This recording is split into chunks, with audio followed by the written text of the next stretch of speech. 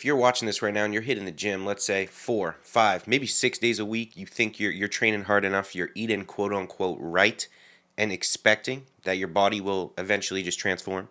Unless you have great or decent genetics, the truth is you can spend years lifting hard, eating enough, and still looking exactly the same. Then you go ahead and convince yourself maybe you're a hard gainer or it's your genetics. And I say that from personal experience. I wasted years training hard, doing way too much in the gym, eating healthy, what I thought was right, convincing myself I was doing everything right, and wondering why I looked no different than what I did 3 months prior. Now, what wasn't missing was effort. I was putting in the work. Believe me, it was the execution. Now, unless you have great genetics, we all have that one friend who does absolutely whatever he wants in the gym, eats whatever he wants, and still looks crazy. But for the majority of us, simply guessing doesn't work, especially if you're someone who wants to maximize results and truly make the most progress you're capable of. So today I'm going to go over 4 steps that will take you from what you're doing right now. Maybe you're training right, you're hitting the gym, like I said, 4, 5, 6 days a week, maybe eating the right foods, but still not looking any different, to building muscle month after month and actually transforming your physique. Step 1, eat for growth. Now, there is a whole debate whether you can build muscle at maintenance, can you grow in a deficit? And while the research does show it's possible, it's not optimal. If you want to create a dramatic visual change to your physique, which means putting on as much muscle as possible, then we need to be in a surplus to grow. But that doesn't mean we need to get fat either. The surplus required for muscle growth is very, very small. But before we get into setting up your nutrition, there's a couple things that need to be in place.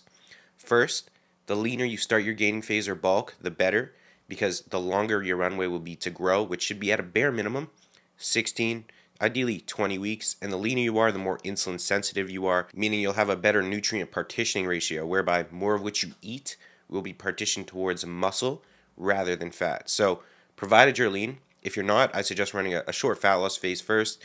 There are 2 things we need to track. One, being our scale weight on a daily basis, and the other being our nutrition. Guessing doesn't work. If you're sat there and you think you can't grow, but you've never actually tracked your food, well, that is exactly why. Therefore, that excuse is invalidated. Now, how do we actually eat for growth? Well, the first step is to get yourself into a small surplus, around 5 to 10% above maintenance, which again, very, very small, but that is all we need to maximize muscle growth while minimizing fat gain. And then to make sure we're hitting that target, we're looking for a rate of gain, which is essentially how much weight we want to be gaining each week, to be around 0.25 to 0.5% of your body weight per week. So if you're 160 pounds, let's say, that is only 0.4 to 0.8 pounds per week. And then we're using the average, which is key, the average at the end of the week to assess that number, which is why it is super important to weigh yourself every single day to account for daily fluctuations. But at the same time, don't get too caught up on the rate of gain. Use it to guide you, but every human is different. For example, if your training is, let's say, flying, and you don't see that weight increase that week, you may not need to add in food. Now, the macro setup you want to follow is 1 to 1.2 grams of protein per pound of body weight, 0 to 0.4 grams of fat per pound of body weight, because beyond a certain point, fats don't really offer us much benefit, and they're also the easiest macro to be converted to body fat. So we're keeping them low, and then the rest of your calories left over get allocated towards carbohydrates, which will drive the majority of our muscle growth outcomes. Step 2, effective training. If your training isn't effective, you won't see any visual change. Now, you could be in a surplus, you could be eating all the right foods, you could be sleeping right, your recovery could be on point, but if you're not stimulating muscle growth in the gym, you will not be building muscle. Now, I know some of you might be a little scared to record your sets, which is the fastest way to get your training on point, I will say. However, I understand it can be a bit awkward, but in reality, no one cares. No one's giving you any thought. But let's say you're not going to film your sets. Answer me this. Last time you went through a growth phase, a bulk, how much muscle did you gain? When you dieted down after your bulk, did you find yourself at the same scale weight as your previous fat loss phase, but in better condition? Or did you find yourself heavier in the same condition? If you didn't find yourself in one of those 2 positions, your growth phase wasn't effective. The bulk was not bulking. And that may not be because your nutrition wasn't on point. It was likely because your training wasn't up to par. When it comes down to a growth phase, the majority of people think they're being held back because their macros, maybe their micronutrients aren't on point. And while that can be the case, the reality is you could dirty bulk. Would not recommend. Your nutrition could be absolutely awful. You could be hitting up fast food for every single meal, As long as you're in a surplus and your training is damn good, you're going to grow. So the reason you're not growing is because your training is not on point. So 3 things we need to have in place. 1, proper form and technique.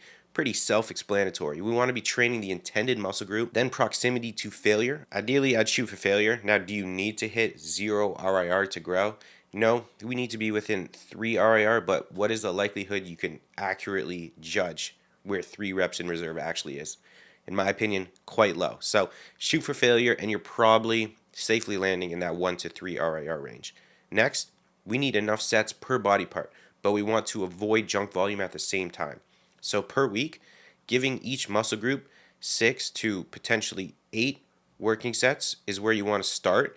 Ideally, you start there, then you assess your recovery. If you're able to progress week on week, you can increase your volume from there. If you're not able to recover from that, you can then lower your volume. The third box we need to check is frequency. So are you at least hitting every muscle group twice per week?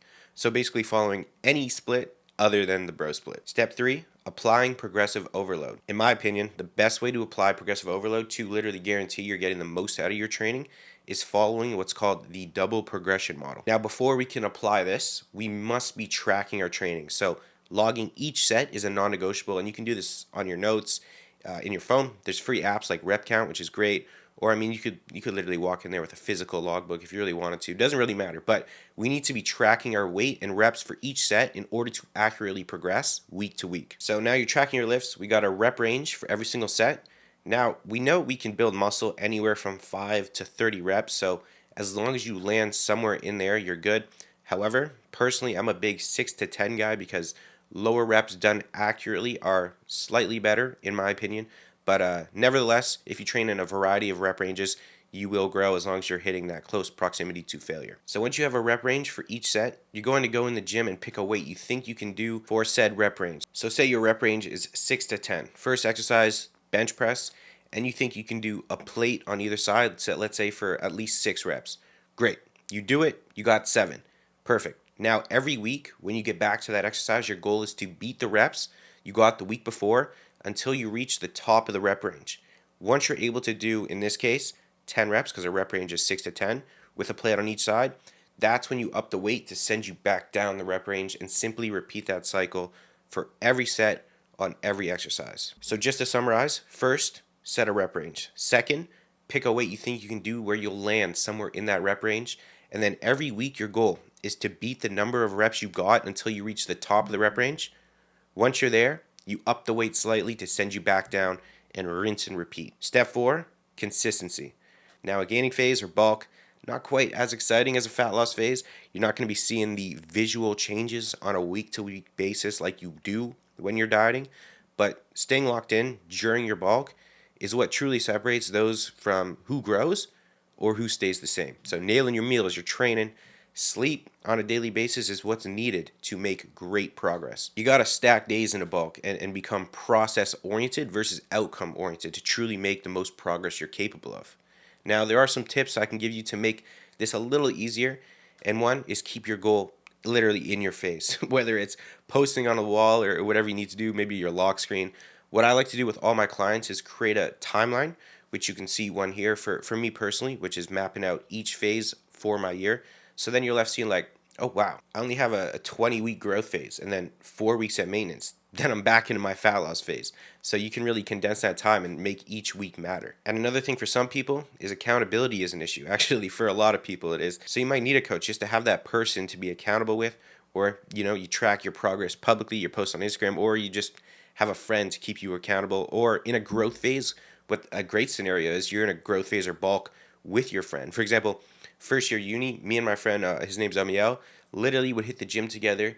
We were both in a gaining phase. We both followed a meal plan, and we're both locked in together. And it made the process pretty easy and enjoyable, and we both made some pretty silly progress that year. So now you have the complete framework. You know why just showing up isn't necessarily enough if you want to make amazing progress. Don't get me wrong. If you're going to go in the gym and just have fun with it, eat healthy foods, you're definitely going to still make some progress, but this is more for those people who really want to make a dramatic visual change quite quickly. So we went over how to set up your nutrition for growth, how to train effectively, how to actually apply progressive overload using the double progression model, and how consistency ties it all together. And this is exactly how I broke out of years hitting the gym but looking no different. And it's the same approach I use with my clients, but knowing what to do is only step one. The real change happens when you actually apply it long enough to see results stack up. And most people, unfortunately, never cross that line. They keep consuming information, watching more videos without ever fully executing. So, if you're ready to take this seriously and want the full roadmap laid out for you, along with free training plans, your nutrition done for you, recovery strategies, and more, I put together a free 30-day transformation series that walks you through all that. It is the first link in the description. And if you want my help getting to your goal, you can inquire for one-to-one coaching below. And I will see you in the next one. Peace.